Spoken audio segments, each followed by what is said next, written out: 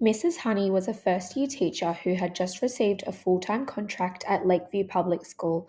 Lakeview Public School is a small school in a low socio-economic area, so she was feeling a bit nervous to start working there as she had already received many warnings from her teacher friends, such as, "You'll never survive there," and "I hope you've got thick skin."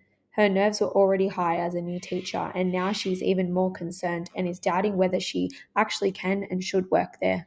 On her first day, she speaks to a couple of teachers in the staff room and office. They were welcoming and offered her helpful advice. However, when Mrs. Honey reveals that she is on Class 1B for the year, they all bring up a student named Max, warning her of his disruptive behaviour and how he was the most challenging student in the school.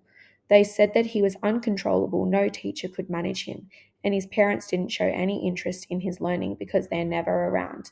After working in the classroom for a few days, Mrs. Honey noticed that Max is a highly intelligent boy who would argue a lot during class and wouldn't complete tasks.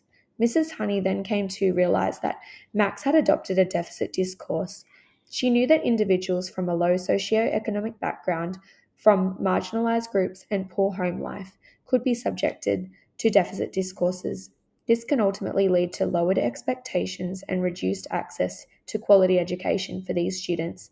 McKay and Devlin, 2015. Mrs. Honey then decided to utilize turnaround pedagogies to view Max and his family from a different lens backed up by research, which will ultimately challenge and disrupt the discourse. Kamla and Coma, 2005. Mrs. Honey arranged a meeting after school with Max's parents and they were quite reluctant to meet. However, Mrs. Honey reassured them that it would be different this time, ensuring to maintain a positive, approachable manner.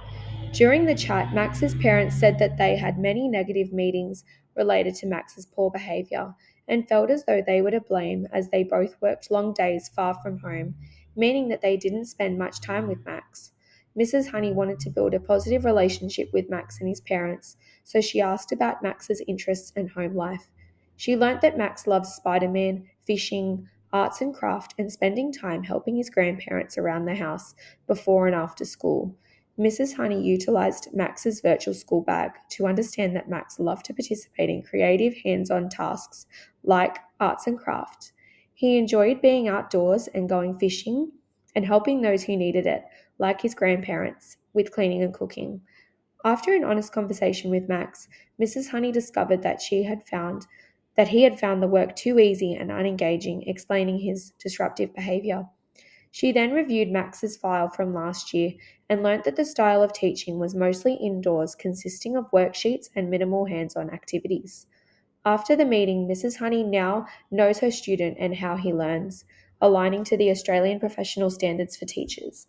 She immediately reviewed her unit of work, making some significant changes and adding in more differentiation and engaging extension tasks. Mrs. Honey developed an under the sea art lesson where students created their own underwater ocean collage scene using a variety of different materials such as crepe paper, cellophane, pipe cleaners, foil, string, etc.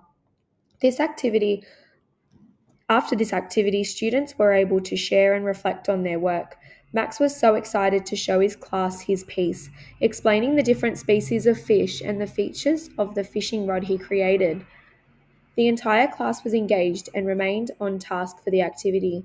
Max's artwork was displayed on the school's wall of fame in the office, and him and his parents were so proud. Another lesson that Mrs. Honey developed was a create your own superhero literacy task, involving reading a story, modelled writing and drawing, followed by guided and independent drawing and writing about their hero. The whole class loved this fun lesson, especially Max, tapping into his creativity and love of Spider-Man. This was followed by a cross-curricular PDHPE embedded activity involving students playing superhero-themed games outside that promoted teamwork, kindness, and inclusivity. These turnaround pedagogies consequently pushed Max out of his deficit discourse, removing the negative label associated with him. Thanks to Mrs. Honey's attention and support, Max thrived in class and no longer was disruptive. He was engaged and loved to participate in activities, and usually even completed the extension task too.